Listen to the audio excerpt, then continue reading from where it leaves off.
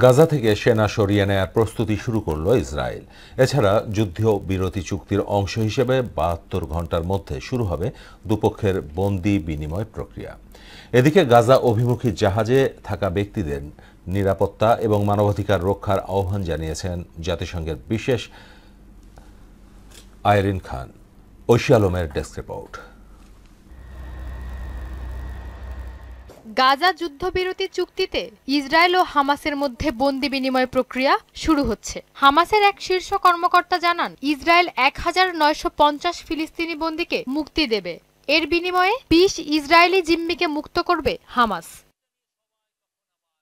এদিকে গাজা থেকে সেনা সরিয়ে নেয়ার জন্য প্রস্তুতি শুরু করেছে ইসরায়েল। হামাসের সঙ্গে জিম্মি মুক্তি, যুদ্ধবিরতি ও সমঝোতা চুক্তির অংশ হিসেবে প্রয়োজনীয় পদক্ষেপ গ্রহণের ঘোষণা দিয়েছে ইসরায়েলের সশস্ত্র বাহিনী আইডিএফ। এক বিবৃতিতে তারা জানায়, রাজনৈতিক কর্তৃপক্ষের নির্দেশনা অনুযায়ী এবং পরিস্থিতি মূল্যায়নের ভিত্তিতে চুক্তি বাস্তবায়নের জন্য অপারেশনাল প্রস্তুতি শুরু হয়েছে।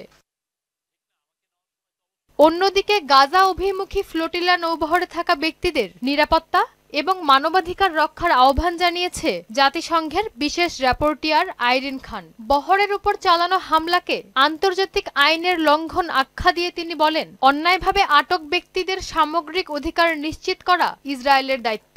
নিজেদের মত প্রকাশ এবং ফিলিস্তিনিদের সাহায্য করার অধিকার আছে অধিকার কর্মীদের, আর ইসরায়েলের দায়িত্ব হচ্ছে এই অধিকারগুলোর প্রতি সম্মান জানানো।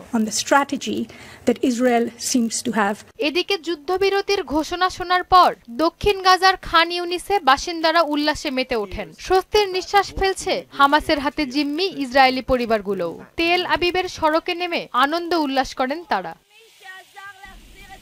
ঐশী আলম, মোহনা সংবাদ। চলতি বছর সাহিত্যে নোবেল পেয়েছেন হাঙ্গেরিয়ান লেখক লাসলো ক্রাসনা-হোরকাই। তার সুনিশ্চিত ও দিব্য দৃষ্টিপূর্ণ সাহিত্য সম্ভারের কারণে ক্রাসনা-হোরকাইকে এই পুরস্কার দেয়া হয়, যা মহা বিপর্যয়কালীন সময়ে শিল্পের শক্তির কথা শোনায়। লেখক লাসলো ক্রাসনা-হোরকাই ১৯৫৪ সালে রোমানিয়া সীমান্তের কাছে দক্ষিণ পূর্ব হাঙ্গেরির ছোট শহর জিউলাতে জন্মগ্রহণ করেন। তার প্রথম উপন্যাস ছিল সাতানাটাঙ্গোর প্রেক্ষাপট নিয়ে, যেখানে উঠে এসেছে হাঙ্গেরির একটি গ্রামীণ পরিত্যক্ত সমবায় খামারে বসবাস করা দরিদ্র মানুষের কথা।